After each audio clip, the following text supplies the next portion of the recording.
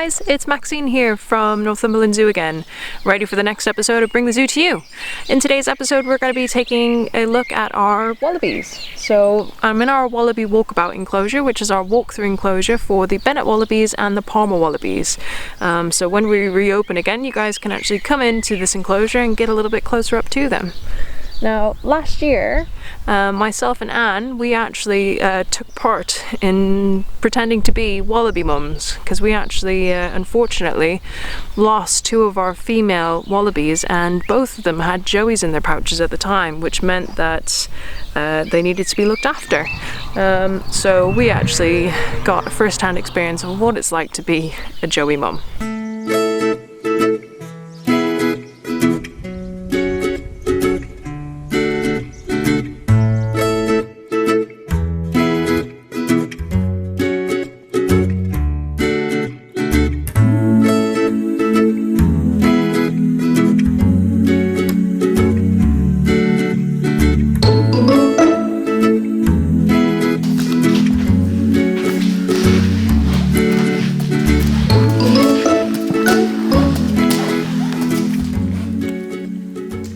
This is Lacey, and she's got the name because she's got a fascination with laces.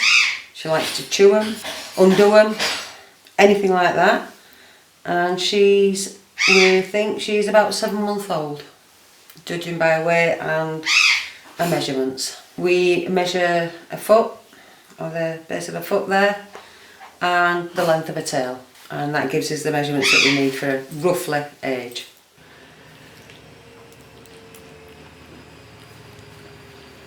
Thanks.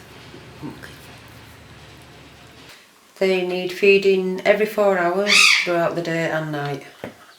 And at the moment they're on approximately 50 mils of milk at each feed. And they do get grass, dandelions, kale, spinach, sweet potato, carrots, things like that. All things that are good for them. Just like feeding a baby when they hold your little finger. So what kind of milk is it that you're feeding them? It's a special formula that is lactose free, and we have to get it specially shipped in from Holland. And it's the only thing that they can have. Do they get to run around much as they are?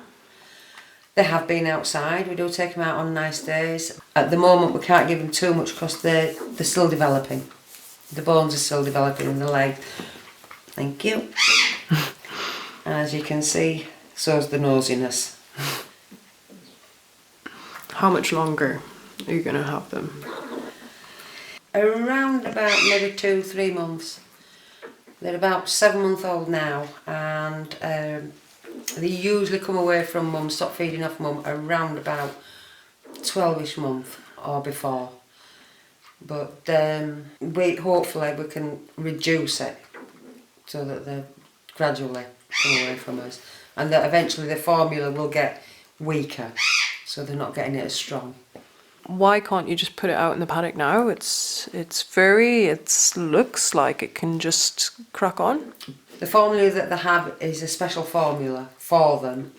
It's lactose free, and it's got the colostrum substitute that mum has, and it still has that in it, and they need that to survive. If you put them out in the paddock now, they are still too small. If you have a look at joeys that are in the paddock, they still go to mum for food, and they would look to a mum for food, and they could potentially get hurt.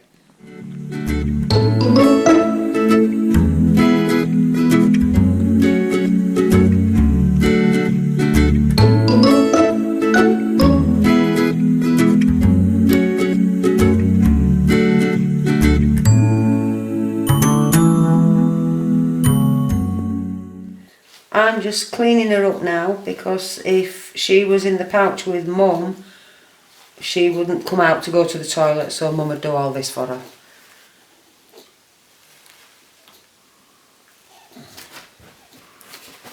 It's not the best part of the job. No. But it has to be done to keep her clean and stop her from getting any sores or anything like that. So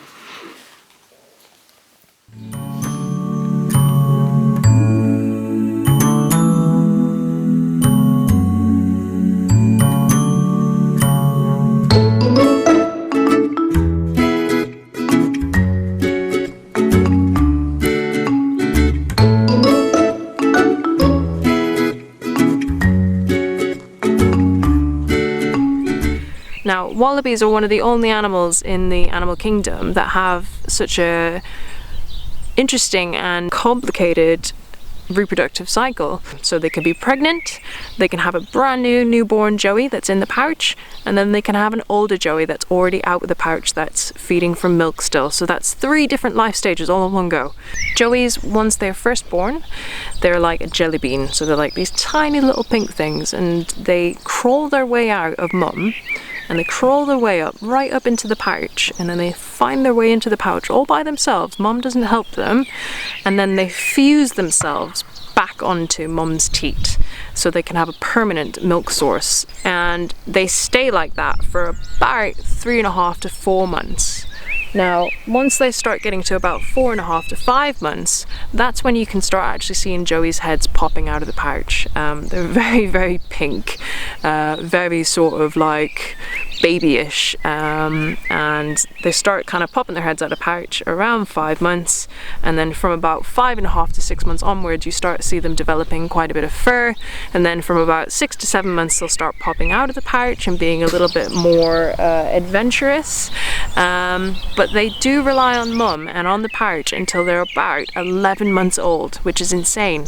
So when a joey's actually born out of mum, it's like a premature birth in a way, because they're not fit to be out yet. So the pouch is like the secondary part of the process of being created, if you like.